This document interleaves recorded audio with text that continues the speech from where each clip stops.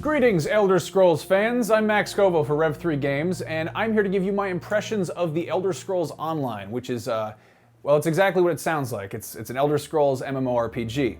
Now, going into this, I will tell you, I'm not the biggest fan of MMOs. I don't have a whole lot of experience with them, but I do love the Elder Scrolls. I've always been kind of a fan of the freedom and the exploration and just the distraction and being able to lose yourself in the world of the Elder Scrolls, which is exactly something that MMOs have never done for me. There's text all over the screen and you've got like 16 things on your hotbar, and it kind of reminds you that you're in a game, whereas the Elder Scrolls, for instance, has this wonderful sense of nature and this feeling of being able to just really actually make a mark on the world you're in. Elder Scrolls Online, obviously, for the fact that it's a massive multiplayer online thing, they've had to scale down some of the visuals, but it still is a damn beautiful game. And once you kind of accept the conceit of them having to sort of deal with a totally different kind of bandwidth, I think it looks great. I was bothered by the fact that there are less little things around, like in Skyrim, for instance, you can go around like picking up baskets and buckets and pies and cheeses and stuff.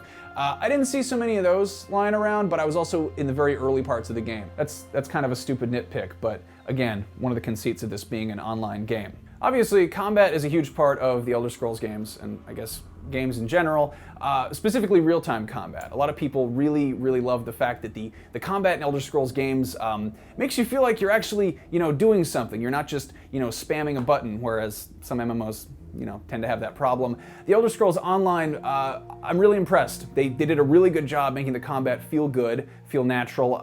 You've got left and right mouse button for kind of your attack and your block, and then you've got a 5-button hotbar, which is your number keys. The hotbar, it's going to stay at five things, 5 abilities, 5 attacks, 5 spells, whatever, until you get to level 16, and then you get a weapon swap ability, so you can swap to a different alternate hotbar, a different weapon. I think this is great because it keeps the interface clean and it reminds you that you are in this world. You're not just at this kind of command menu system, which I really liked. Specific abilities. I played as a Dragon Knight. That's one of the classes you can get. I'll come back to the classes in a second.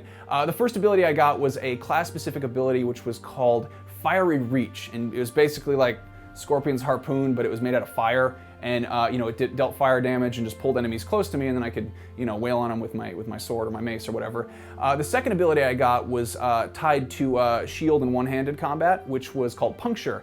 And while the Fiery Reach drained from mana, the Puncture obviously drained from stamina instead. And these each took up a spot on my hotbar, which it felt very streamlined. I never felt like I was, kind of alternating and spamming different attacks.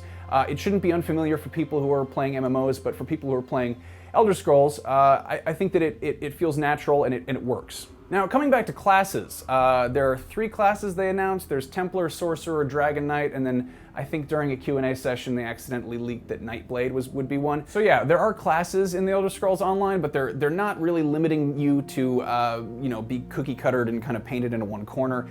It defines what abilities your character is going to get, but you can still kind of level up different weapons as you choose and play the game really however the hell you want. And I think people are probably going to get really creative with that. But if they'd like a little bit more structure to how they start the game, it is there for them. One thing that I think is really, really cool that the Elder Scrolls Online is doing is the PvP approach. The entire central area of the continent of Cyrodiil, like the setting of Oblivion, that's the PvP area. So you've got Imperial City in the middle, and the Emperor hangs out there, and then the entire area around that is just the 3 factions warring against each other, which is pretty incredible. We were boasted like 100-player battles, which is kind of interesting. We saw that at E3 last year. There's just a bunch of people kind of running around. This time around, I got to see what it looks like when you've got, one faction's keep being attacked by another faction, and they're all coming at it with ballistas and battering rams, and there's guys up on the ramparts dumping boiling oil down. It's kind of crazy. The walls actually of the castles will take damage, so you're actually breaking into a keep. I mean, it's the Battle of Helm's Deep. And then on top of that, there are 3 factions, so there's sort of a kind of a political thing going on. It's like a game of Risk. You're going to actually have an interesting kind of power struggle for who's going to take control of the different areas. Now, I think one complaint that really a lot of people had after seeing the game shown off at E3 last year was that it didn't have any first person. And after seeing it this last week, it does. Well, it's not done yet. They showed us some kind of early work in progress stuff where they'd messed with the field of view and they'd added arm animations, and it looked like, looked like an Elder Scrolls game. It looked like you are the character, a first-person MMO fantasy game. You're throwing flaming chains at people and casting spells and blocking with your shield, and it looked great. And I really wish they'd shown this off sooner, because I think it would have a lot more people's attention if they had. Finally, one big issue for a lot of people, obviously, is how is this game going to be distributed? Do they have a business model?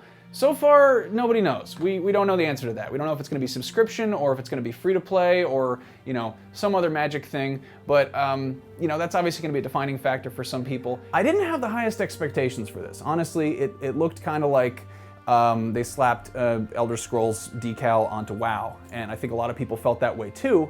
After getting some hands-on time with it, I gotta say, I don't feel that way anymore. Obviously, the experience will change a whole lot when you get, a bunch of people online playing. You're not just, playing at Bethesda's offices like I was, but it should be really interesting to see how this game goes moving forward. I've got 2 interviews going up on this very channel right here, and you should go check those out. I'm Max Scoville for Rev3 Games. Stay tuned.